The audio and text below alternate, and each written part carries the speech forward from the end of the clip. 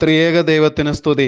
യോഹന്നാൻ എഴുതിയ സുവിശേഷം 15 അധ്യായം 1 മുതൽ 11 വരെയുള്ള വാക്യങ്ങളിൽ നിന്ന് ധ്യാനിക്കുകയാണ്.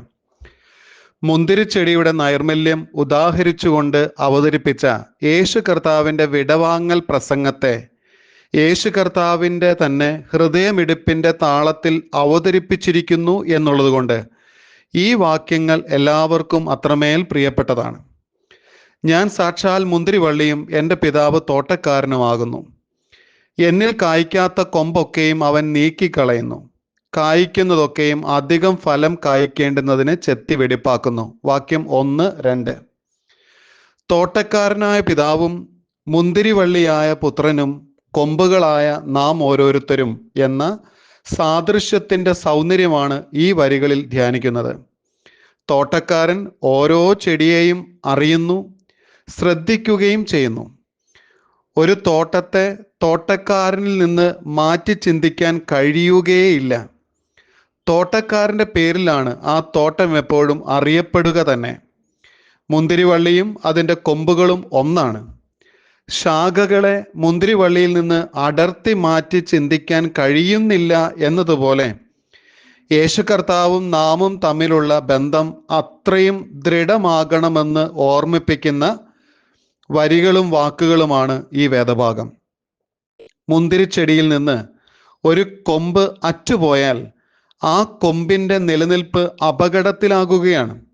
ആദ്യം ഇത്തിരി നാൾ കൂടെ പച്ചപ്പ് കാണുമെങ്കിലും പിന്നെ അത് മഞ്ഞയ്ക്കും, പിന്നെ കറുക്കും, പിന്നെ വെളുക്കും, പിന്നെ അവ പൊടിഞ്ഞ് ഇല്ലാതെയാകും. എന്നാലോ മുന്തിരിവള്ളിയോട് പറ്റിച്ചേർന്ന് നിൽക്കുന്ന കൊമ്പുകൾക്ക് മുമ്പിൽ ഒരുപാട് സാധ്യതകളാണ് ഉള്ളത്. ഇനിയും വളരാം, ഇനിയും ഉയരാം, ഇനിയും തളിർക്കാം, ഇനിയും ഒരുപാട് ഫലം പുറപ്പെടുവിക്കാം. അങ്ങനെ ഒരുപാട് സാധ്യതകളുള്ള ആ പ്രയാണത്തിലേക്ക് കർത്താവ് തൻ്റെ പ്രഭാഷണത്തിലൂടെ നമ്മെ ക്ഷണിക്കുകയാണ്. നിങ്ങൾ വളരെ ഫലം കായ്ക്കുന്നതിനാൽ എൻ്റെ പിതാവ് മഹത്വപ്പെടുന്നു. അങ്ങനെ നിങ്ങൾ എൻ്റെ ശിഷ്യന്മാരാകും. വാക്യം 8. ഫലമുണ്ടെങ്കിൽ മഹത്വവുമുണ്ട് എന്ന് ഒരു വട്ടം കൂടെ ഓർക്കാനിടയാകുകയാണ്. തോട്ടക്കാരൻ്റെ മഹത്വം മുന്തിരിവള്ളിയുടെയും കൊമ്പിൻ്റെയും കൂട്ടായ പരിശ്രമം കൊണ്ടും കൂട്ടു ഉത്തരവാദിത്വ ബോധം കൊണ്ടും ലഭ്യമാകുന്നതാണ്. ആ മഹത്വം തോട്ടക്കാരൻ അർഹിക്കുന്നുമുണ്ട്. കാരണം തോട്ടം തോട്ടക്കാരൻ്റേതാണ്. നട്ടതും വേണ്ട പരിചരണം നൽകി വളർത്തുന്നതുമൊക്കെ തോട്ടക്കാരനാണ്. മുന്തിരിവള്ളി തൻ്റെ കൊമ്പിനെ കിളിർപ്പിക്കുവാനും തളിർക്കുവാനും പൊട്ടി മുളപ്പിക്കുവാനും ഒക്കെ അനുവദിക്കുന്നുണ്ട്. വളവും വെള്ളവും അങ്ങനെ വേണ്ടതെല്ലാം കൊമ്പിന് നൽകുന്നുമുണ്ട്.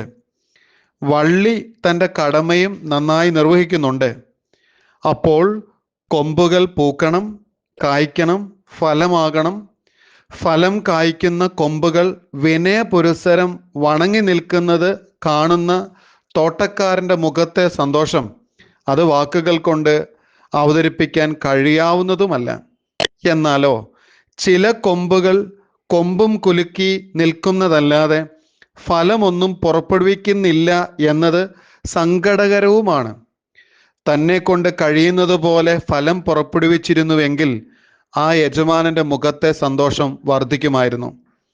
വേരും വള്ളിയും കൊമ്പും ഒക്കെ ചേർന്ന് ഒന്നായി നിൽക്കുമ്പോൾ ആ തോട്ടം തോട്ടക്കാരൻ്റെ മഹത്വത്തിന് കാരണമാകുന്നത് പോലെ നാം ഒക്കെ ആയിരിക്കുന്ന ഇടങ്ങളിൽ ഒരുമിച്ച് നിന്ന് ഫലദായകമാകുവാൻ പരിശ്രമിക്കുവാൻ ഇടയാകട്ടെ. പകരം ഞാൻ തോട്ടക്കാരനാണ്, മാറി നിൽക്കാം, വള്ളിയും കൊമ്പും കൂടെ ഫലം തരട്ടെ എന്നും വള്ളി ഞാൻ മുളച്ചു ഇനി എങ്ങനെയുമാകട്ടെ എന്നും കൊമ്പുകൾ കാറ്റത്ത് ആടിയും രസിച്ചും അങ്ങ് നിന്നാൽ മതി എന്ന് കരുതിയാൽ പിന്നെ ആ തോട്ടത്തിൻ്റെ അവസ്ഥ എന്താകും? അല്ല, ഒരുമിച്ച് നിൽക്കാൻ, കൂട്ടായി പ്രയത്നിക്കാം, പ്രവർത്തിക്കാം, പരിശ്രമിക്കാം. അപ്പോൾ ആ തോട്ടം ഫലം തരുന്നതാകും.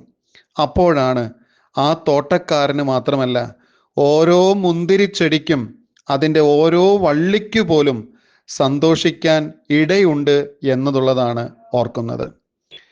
ഞാൻ എൻ്റെ പിതാവിൻ്റെ കൽപ്പനകൾ പ്രമാണിച്ച് അവൻ്റെ സ്നേഹത്തിൽ വസിക്കുന്നത് പോലെ നിങ്ങൾ എൻ്റെ കൽപ്പനകൾ പ്രമാണിച്ചാൽ എൻ്റെ സ്നേഹത്തിൽ വസിക്കും.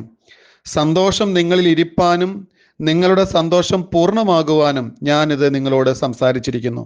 വാക്യം 10-11. കൽപ്പന പ്രമാണിക്കാനും സ്നേഹിക്കാനും കല ഉണ്ടെങ്കിൽ സന്തോഷത്തിൻ്റെ പൂർണ്ണത പ്രതീക്ഷിക്കാം എന്നും കൂടെ ധ്യാനിച്ച് അവസാനിപ്പിക്കുകയാണ്.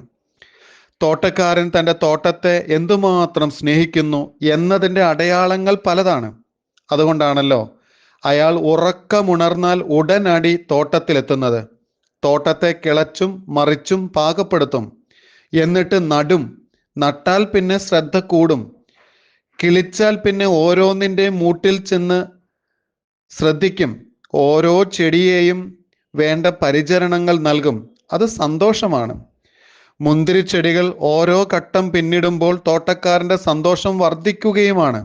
അങ്ങനെ ഒടുവിൽ മുന്തിരിക്കുലയുടെ വളർച്ച മുറ്റി അവയെ അറുത്തെടുത്ത് അതിനെ മുന്തിരിച്ചാറാക്കി ത്രോണോസിൽ മുന്തിരി രസമായി എത്തുമ്പോൾ കഴിഞ്ഞില്ല, ഇതിൻ്റെ രക്തം എന്നോർത്ത് വാഴ്ത്തി വിളമ്പുമ്പോൾ തോട്ടക്കാരൻ്റെ സന്തോഷം കൊടുമുടിയിലെത്തുകയാണ്.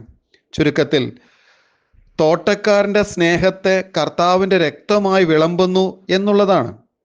പിന്നെ മുന്തിരിവള്ളികൾ ചില കൽപ്പനകൾ പ്രമാണിക്കേണ്ടതായിട്ടുണ്ട്. മുന്തിരിവള്ളി വളർന്ന് പടർന്ന് പന്തലിച്ചു വരുമ്പോൾ തോട്ടക്കാരൻ വളച്ചും തിരിച്ചും വിടുന്ന വഴിയെ സഞ്ചരിക്കേണ്ടതുണ്ട്. പ്രകാശരശ്മികളെ സ്വീകരിക്കണം, വെള്ളവും വളവും വലിച്ചെടുക്കണം തുടങ്ങി ഒട്ടേറെ കാര്യങ്ങൾ മുന്തിരിച്ചെടികൾക്ക് ചെയ്യാനും പാലിക്കാനുമുണ്ട്. തോട്ടക്കാരൻ്റെ പരിചരണങ്ങൾ തുടർന്നുകൊണ്ടേയിരിക്കും. വേണ്ടപ്പോൾ വളവും വെള്ളവും വേണ്ടതെല്ലാം നിർവഹിച്ചു തരിക തന്നെ ചെയ്യും. അങ്ങനെ തോട്ടക്കാരൻ തരുന്ന കൽപ്പനകളെ പാലിച്ചും ആ സ്നേഹത്തെ മാനിച്ചും തിരിച്ചറിഞ്ഞും ആദരിച്ചും യാത്ര തുടർന്നാൽ ജീവിതം സഫലമായി കൊണ്ടിരിക്കും. അതിന് ആ തോട്ടക്കാരൻ നമ്മെ സഹായിക്കുകയും ചെയ്യും. ആമേൻ.